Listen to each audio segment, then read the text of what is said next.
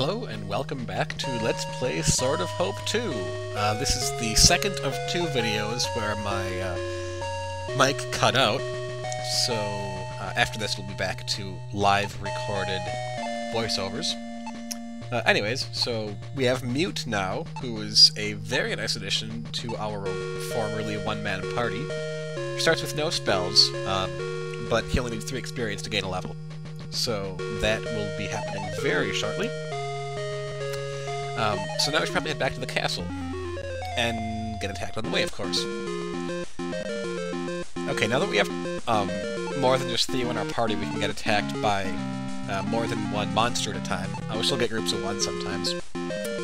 But there can be up to 5. There can be 3 types of creatures, and there can be 2 or 3 of one type of creature in any fight. One very useful thing about Mute that we'll see later on is that he has access to some spells that can strike all foes of the same type, and then later all foes, which is really useful. Especially when you get into the really, really ridiculously powerful enemies that will kill you if they're not, you know, half dead in the first round or so. So anyway, Mute knows fire now. Very useful because now he can do something. Get that save in. And let's see.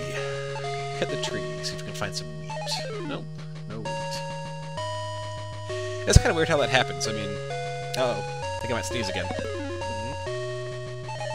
Nope, crisis averted. Okay, great. Hit this tree. Nope. Theo's in front of Ricard Castle. Oh, Theo, you've returned. New trouble has befallen us. Someone has stolen the sword of... Oh, crap. Don't you guys, like, keep that thing guarded or something? Like, it's the thing that keeps the dragon from eating you. Anyways, you have to find it or the world will live in torment. Father, calm down. I'll retrieve the Sword of Hope. And apparently I'm still saying something else. Inside the ancient temple, a demon has arisen and mercilessly wiped out the Cullen clan. Except for me, added Mute. Perhaps the one who stole the sword is involved. I shall follow the shining sand left by the demon. I'll accompany you, Theo, said Mute. I love his eyebrows. I shall order the gate to the great desert opened. Be careful, my son, and return if you need rest. There's no knowing what perils await you. Return safely, Theo. Okay, so now we get to go to the Great Desert. It gets much harder in the Great Desert, as you may have guessed. And of course, armed with foreknowledge about what happens when I go into the Great Desert, yeah, it gets much tougher when you get to the Great Desert. But anyway, we will narrate that battle when we come to it. And right now, just concentrate on kicking these weak little monsters. 2 gold and 3 experience. So, let's be cocky and go into the desert. Theo entered the desert. I love the music in this place so much.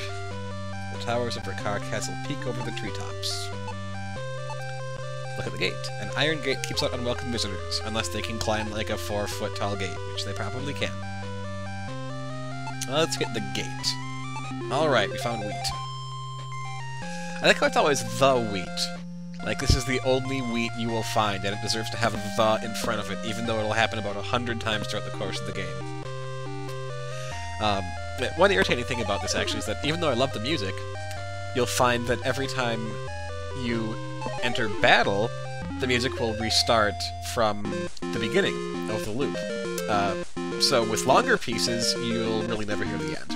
But that's okay, you can just sit there and listen if you want. So anyways, 3 basilisks and a rock.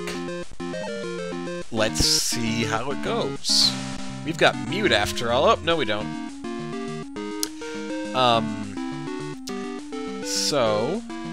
Oh, that is a nice thing about this, though. If they kill one of your party members, and other enemies are attacking that same party member, they will waste their attack. However, I don't think it's going to help us a whole lot here. And of course it works both ways. If you have two people attack the same character and that character dies, you will waste your attack. So, yeah, there we go. Theo lost consciousness. And we go back to Ricard Castle.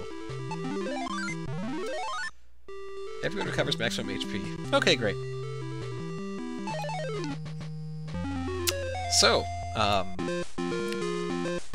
instead of running back into the desert, let's perhaps try getting a couple levels and maybe getting Mute some armor. Because, I mean, clothes just don't really cut it in this. And there's no strength requirement for items in this. It's just whatever you can afford, whoever you want to give the items to.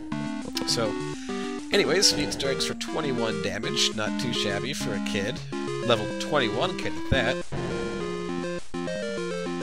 Mute strikes for 24.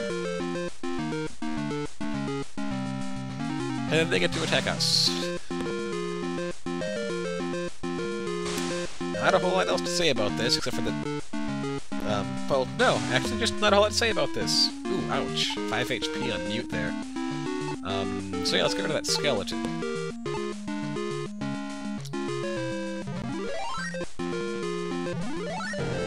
Fireballs sizzle. So doesn't seem like the right verb, does it? Fireballs sizzle toward Moth 3, like... I don't know, what verb would you put there? It's just kind of awkward. Okay, let's have him attack normally now, because this guy can't do anything. Because he's a blob.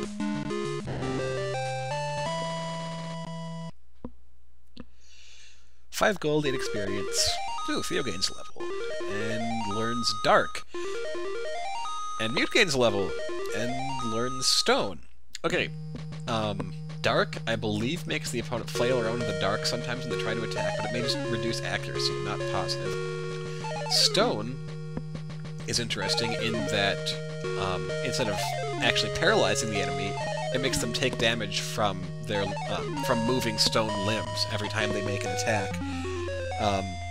Not terribly helpful, but for some longer battles it can be nice if you can get it to work, because they'll take damage every time they attack. So, sizable battle here, and Mute still doesn't have any HP, so we'll have to see how that goes. But we are pretty fast now, so we can probably take out two of them before they can even attack us. Yeah, that's nice.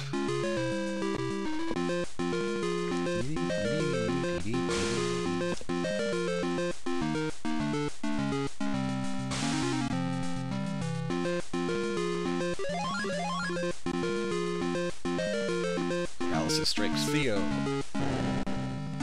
Still don't know what that does. I'm sure we'll find out eventually.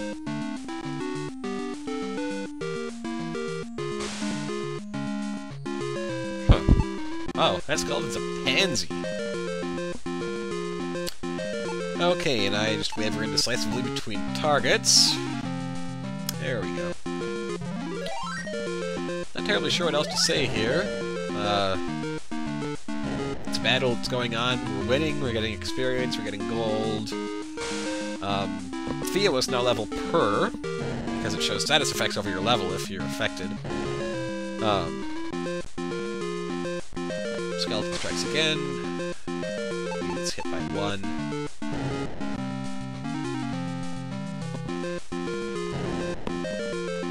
And we win! Hooray! Okay, good. He gains another level and learns Flame. Okay, that's going to be really helpful, because that's one of those ones I mentioned before, that it hits every instance of the same type of enemy when you use it. So it's going to be really, really nice, like in the battle against the Basilisks, where you can hopefully kill all 3 of them at once.